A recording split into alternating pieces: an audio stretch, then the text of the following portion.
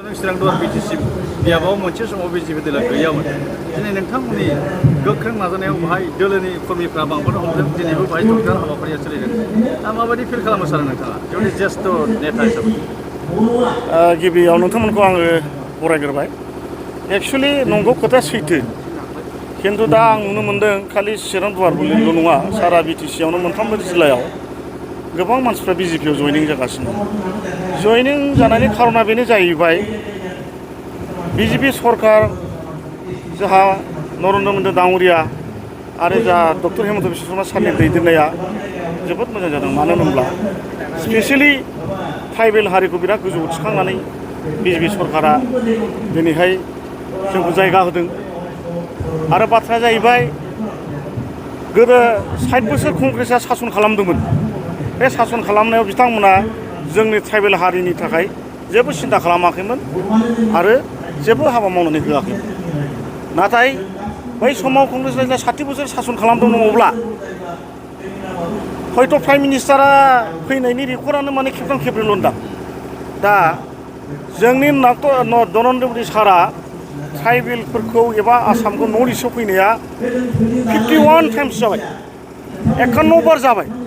खिन्थु बिथाङा बे 51 बारखौ ओरैनो फैयाखै ट्राइबेलफोरनि माबा मोनसे मोजां खामानि मावना होलांनो थाखायसो बिथाङा बेयाव फैनाय जादों बिथाङा गिबिसिनावनो जोंना एनडिएफबिनि एबसुनि सक्ति खालामनानै होदों सान्ति सक्ति बिटिआर 27 जानुवारियाव बेखौबो जोंनि मानाव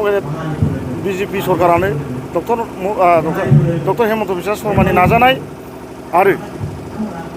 अमित शाह दाङ'रिया नरेन्द्र मदि दाङ'रियानि नाजानायाव दिनैहाय बे सान्ति सुक्तिया जानानै थांदों आरो बेनिफ्राय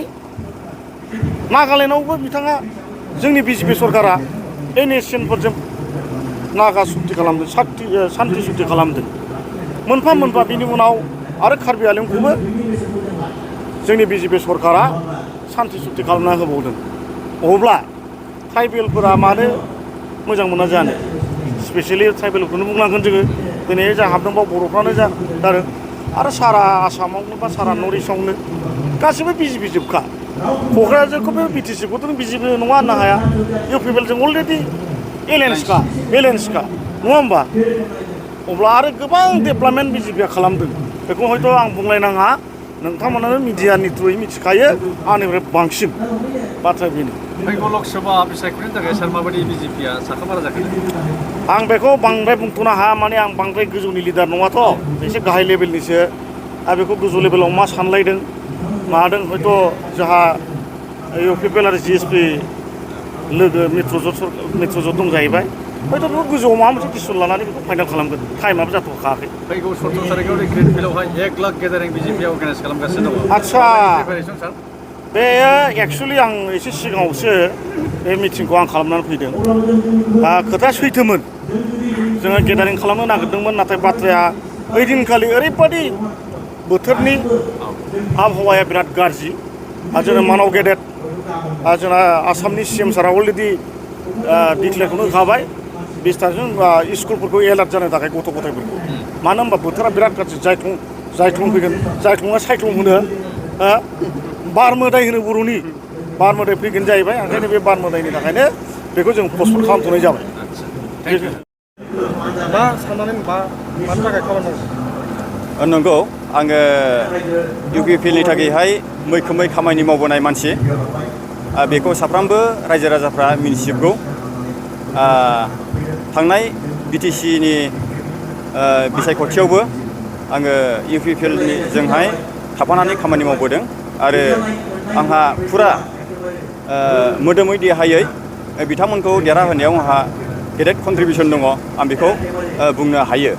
खिन्थु आं दिनैहाय बिजेपियावहाय जयनिं जानायनि खारना जाहैबाय बिजेपिनि माखासे निति आदर्श बेखौ मोजां मोननानैहाय आङो बेक्तिगत हिसाबै आं बेवहाय जइन जादों आं रावखौबो दुखु मोननानै आरो गाज्रि मोननानै बिजेपियावहाय आङो हाबाखै उननि समाव माबायदि खामानि मावलांगोन बिजेपियाव आङो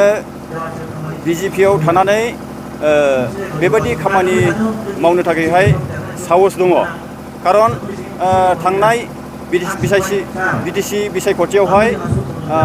रायजो राजाफोरनि गेजेरावहाय बेबायदि खोथा बुंबोनानैहाय जोङो रायजोफोरखौहाय कनभिन्स खालामबोदोंमोन आरो खावलायबोदोंमोन आरो जोंनि खावलायनाय बायदि गोबां रायजो राजाफ्रा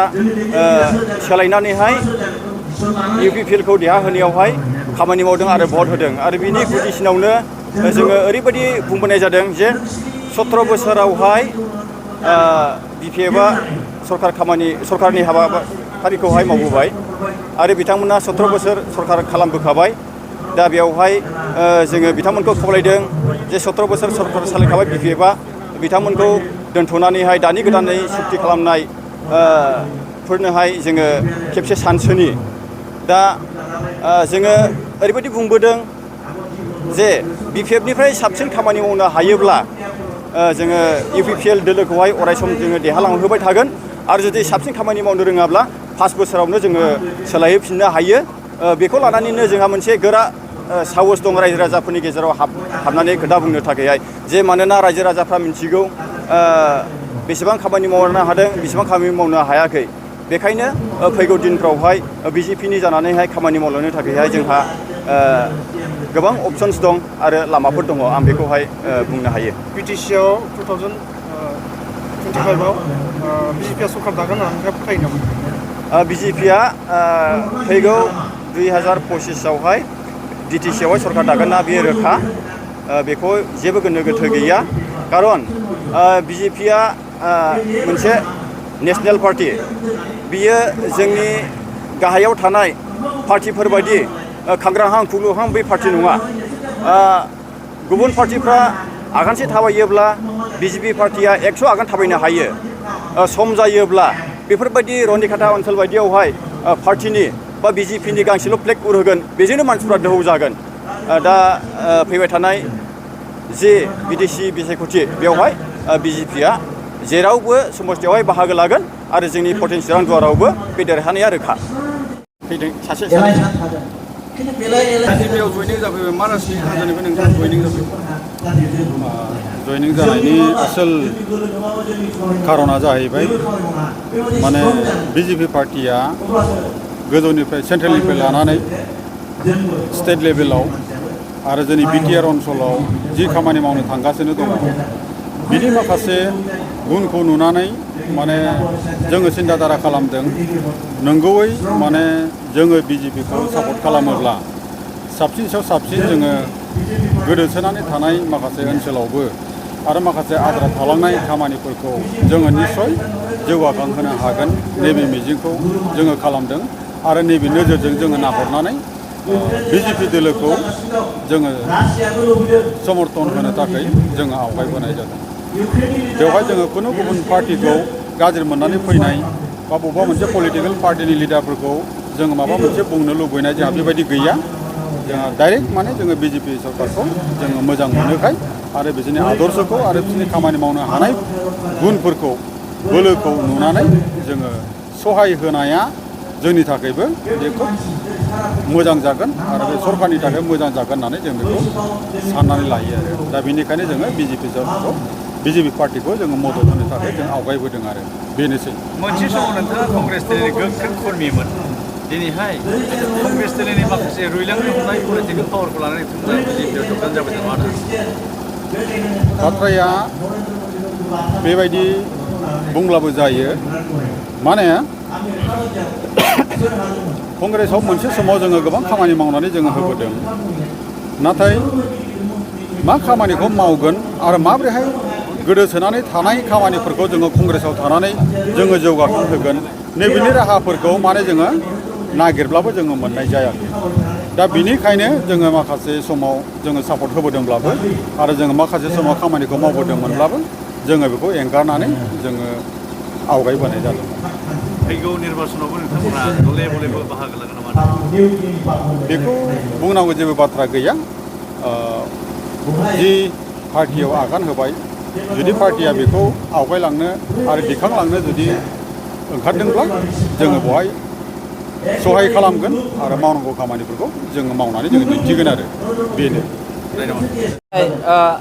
चिरां दुवार एसटि मर्चानि बानजायनायाव गोदानै जयनिं लानाय हाबाफारि दंमोन रुनिकाटानि मोनसे सिङाव थानाय रिम्बा हल होननायाव बे जयनिं हाबाफारियाव जोंहा गासै 100 जननि बारा जों जयनिं खालामनो हादों नाथाय बुरजा जानांगौमोन माखासे उसुबिदानि थाखाय बिथांमोना फैथ'वाखै उनाव फैबावगोन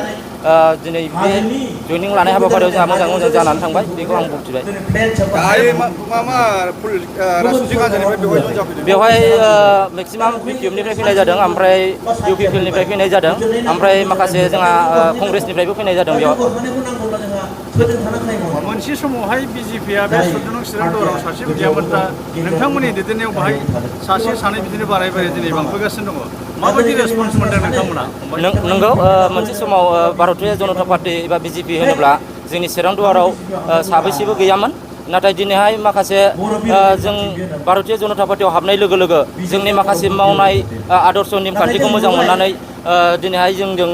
लोब लोब मानसिफ्रा फैनो आखायाव लाबाय थादों आरो फैबाय थादों आरो जयनिंबो जाबाय थादों जोंजों मानो होनोबा जों भारतीय जनता पार्टीया मोनसे आदर्श नेम निथिजों सोलिग्रा मोनसे पार्टी बेवहाय सोरबा गोजौ सोरबा गाहाय सोरखौबा नेवसिनाय सोरखौबा दैखांनाय बेयाव जों बिदि साना मानो जों बयखौबो समान सानो इयुनावबो जोङो भारतीय जनता पार्टीयाव थानानै जोङो मोजां मोनसे जोंनि ओनसोलखौ जौगाहोनो थाखाय जों सिमां नुदों बे हिसाबै जोंनि खामानि मावनायखौ नुनानै भारतीय जनता पार्टीयाव गोबां मानसिफ्रा हाबफैबाय थानायखौ जों मोन्दों आरो